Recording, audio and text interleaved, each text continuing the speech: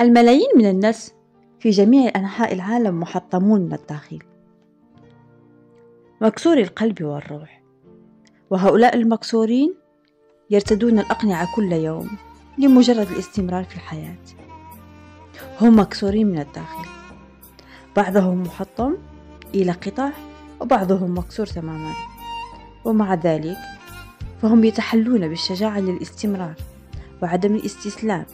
عاجلا أو آجلا سوف تنقضي الأوقات الصعبة، فهي لن تدوم إلى الأبد.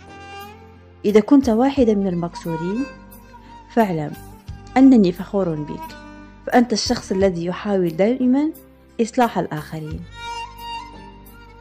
لأنك تعرف تماما كم هو مؤلم شعور الكسل. لا تيأس، ثق بأن الله معك.